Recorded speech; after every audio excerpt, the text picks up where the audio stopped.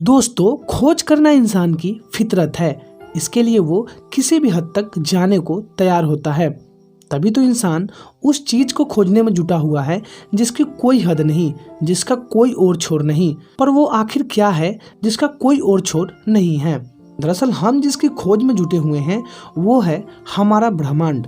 इसमें कितनी आकाशगंगाएं हैं, कितने सितारे हैं और उपग्रह हैं, इसमें से किसी भी सवाल का जवाब हमें नहीं मालूम। मगर हम ब्रह्मांड का और छोड़ इसके राज तलाशने में जुटे हुए हैं। इंसान की खोजी फितरत ने ही जन्म दिया है दुनिया के सबसे महान अंतरिक्ष अभियान को। इस महान स्पेस मिशन का नाम है वायेजर। जी हाँ दोस्तों, वायेजर। बात आज से तकरीबन 44 साल पहले की है। 1977 में अगस्त और सितंबर महीने में अमेरिकी स्पेस एजेंसी नासा ने 2 अंतरिक्ष यान धरती से रवाना किए थे। इन्हीं का नाम था वायेजर 1 और वायेजर 2। वायेजर 2 को 20 अगस्त को अमेरिकी स्पेस सेंटर कैंप कनावरल से छोड़ा गया था। वहीं वायेजर 1 को 5 सितंबर को रवाना किया गया। आज से 44 वर्ष बाद ये दोनों अंतरिक्ष यान धरती से तकरीबन अरबों किलोमीटर की दूरी पर है। वायेजर 1 तो अब हमारे सौर मंडल से भी दूर यानी करीब 20 अरब किलोमीटर दूर जा चुका है। वहीं वायेजर 2 ने दूसरा रास्ता अख्तियार करते हुए करीब 17 अरब किलोमीटर का सफर तय कर लिया है। यह दूरी इतनी है कि वायेजर 1 से धरती पर संदेश आने जाने में करीब 38 घंटे लगते हैं। वो तब भी जब रेडियो सिग्नल 6 सेकंड में 1 किलोमीटर की दूरी तय करते हैं, यानी रोशनी की रफ्तार से चलते हैं। वही वायेजर 2 से धरती तक संदेश आने में 30 घंटे लगते हैं। सबसे दिलचस्प बात यह है कि आज 44 साल बाद भी दोनों यान काम कर रहे हैं और इंसानियत तक ब्रह्मांड के तमाम राज पहुंचाए जा रहे हैं। हाँ, अब ये बूढ़े हो चले हैं, इनकी काम करने की ताकत कमजोर हो गई है, इनकी तकनीक भी पुरानी पड़ चुकी है। आज वायेजर यानों से आने वाले संदेश पकड़ने के लिए नासा ने पूरी दुनिया में रेडियो सिग्नल सेंटर बनाए हैं। ये बात कुछ वैसे ही है जैसे आप शहर से बाहर जाएं तो आपको मोबाइल का सिग्नल पाने में मशक्कत करनी पड़े। ठीक इसी तरह आज नासा दुनिया भर में बड़ी बड़ी सैटेलाइट डिश लगाकर वायेजर से आने वाले सिग्नल पकड़ता है। इस मिशन से शुरुआत से जुड़े हुए वैज्ञानिक एड स्टोन कहते हैं कि आज वायेजर एक ब्रह्मांड में इतनी दूर है जहां शून्य, अंधेरे और सर्द माहौल के सिवा कुछ भी नहीं। वो बताते हैं कि वायेजर मिशन के डिजाइन पर 1972 में काम शुरू हुआ था। आज 44 साल बाद वायेजर मिशन से हमें ब्रह्मांड के बहुत से राज पता चले हैं। बृहस्पति, शनि, अरुण और वरुण ग्रहों के बारे में तमाम दिलचस्प जानकारियां मिली हैं। इन विशाल ग्रहों के चंद्रमा के बारे में तमाम जानकारियां वायेजर मिशन के जरिए मिली है।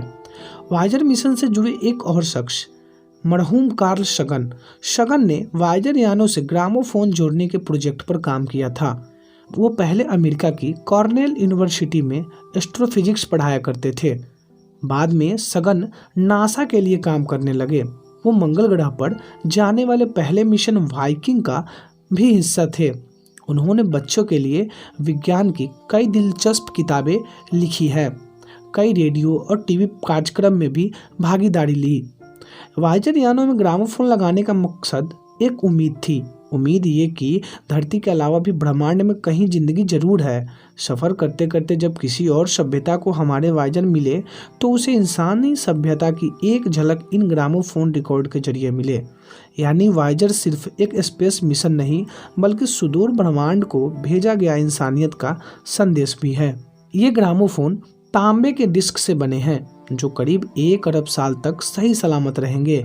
इस दौरान जो अगर वायेजर किसी भी ऐसी सभ्यता के हाथ लग जाए जो ब्रह्मांड में कहीं बसती है तो इन ग्रामोफोन रिकॉर्ड के जरिए उन्हें इंसानियत के होने का, उसकी तरक्की का संदेश मिलेगा।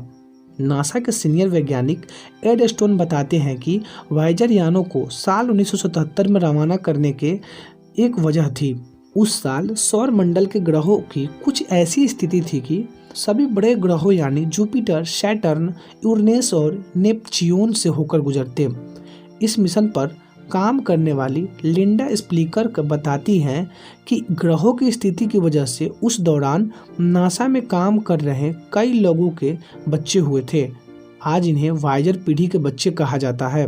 लॉन्च के 18 महीने बाद यानी 1979 में वायेजर 1 और 2 ने जुपिटर यानी बृहस्पति ग्रह की खोज शुरू की।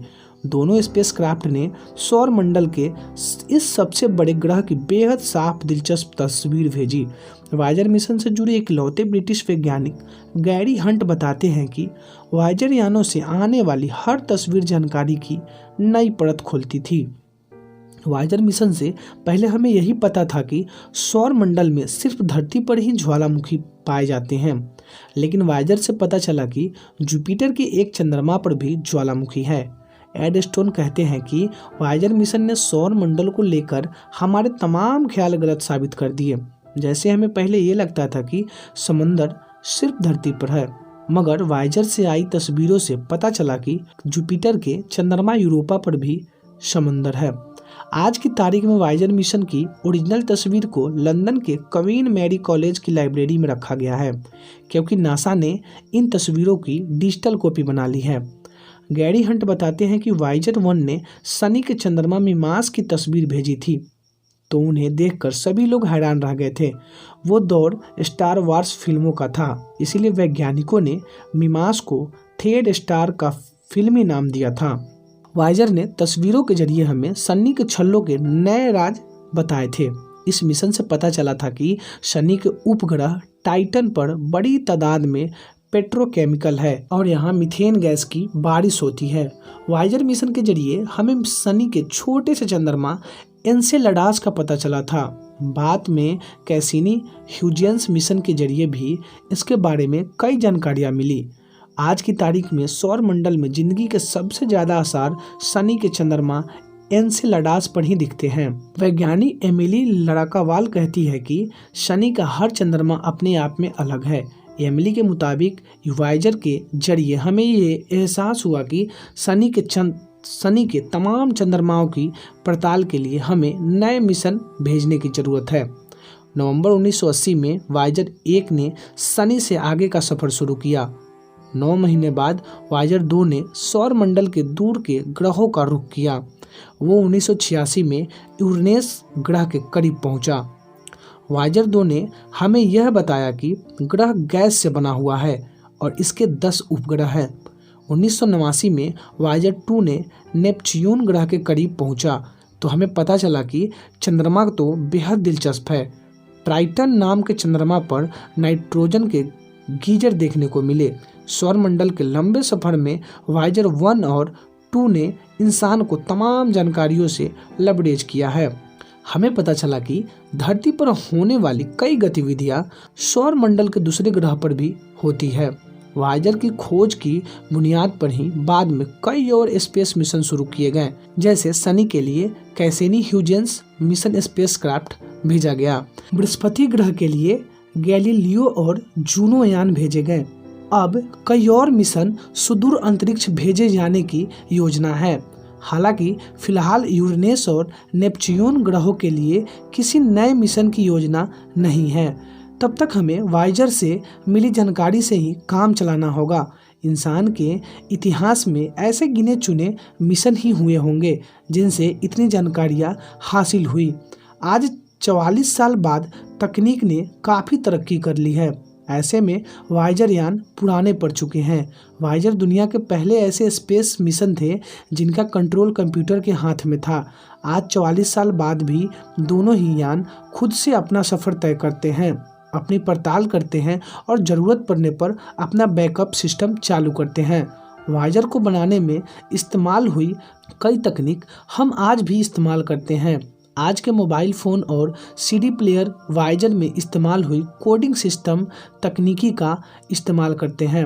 आज के स्मार्टफोन में तस्वीरें प्रोसेस करने की जो तकनीक है वो वायेजर के विकास के दौरान ही खोजी गई थी। वायेजर मिशन का सबसे महान लम्हा उस वक्त आया था जब 14 फरवरी 1990 को इसने अपने कैमरे धरती की तरफ घुमाए थे। उस दौरान पूरे सौर मंडल और ब्रह्मांड में धरती सिर्फ एक छोटी सी नीली रोशनी जैसी दिखती थी। एमिली लड़ाकावाल कहती है कि पूरे ब्रह्मांड में ये एक छोटी सी नीले रंग की टिमटिमाहट ही वो जगह है जहां हम जानते हैं कि जिंदगी आबाद है। वो कहती है कि किसी भी खगोलीय घटना से धरती पर से जिंदगी का खात्मा हो सकता है। ऐसे में वायेजर के जरिए ही हमारी सभ्यता की निशानियां सुदूर ब्रह्मांड में बची रहेगी। 2013 में वायेजर 1 स्पेसक्राफ्ट सौर मंडल से दूर निकल गया। आज वो खला में घूम रहा है, अभी भी जानकारियां भेज रहा है। जल्द ही वायेजर 2 भी सौर मंडल से बाहर चला जाएगा। दोनों ही स्पेसक्राफ्ट में एटमी बैटरियां लगी हैं। जल्द ही इनसे बिजली बनना बंद हो जाएगी।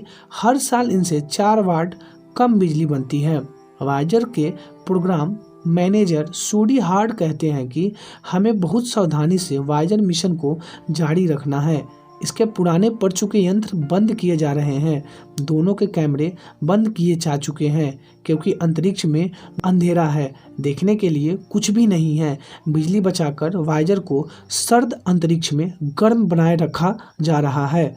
सूजी डॉट कहते हैं कि अगले 10 सालों में दोनों को पूरी तरह से बंद करना होगा। ये पूरी मानवता के लिए बहुत दुखद दिन होगा। हालांकि तब तक दोनों ने अपनी बेहद दिलचस्प जिंदगी का सफर पूरा कर लिया होगा, लेकिन दोनों ही स्पेसक्राफ्ट अंतरिक्ष में हमेशा ही मौजूद रहेंगे। शायद किसी और सभ्यता को इंसानियत के ये दूत मिल जाए, फिर वो इन यानों में लगे ग्रामोफोन रिकॉर्ड के जरिए मानवता का संदेश पढ़ सकेंगे। वायेजर मिशन के जरिए 1977 की दुनिया अंतरिक्ष में जी रही है। वायेजर मिशन ने इंसानियत को अमर कर दिया। तो दोस्तों, ये जानकारी आपको कैसी लगी हमें कमेंट बॉक्स में ज़रूर बताइएगा। और अगर वीडियो अच्छी लगी होगी तो हमारे चैनल यूनिक फैक्ट को ज़रूर सब्सक्राइब कीजिएगा। धन्यवाद।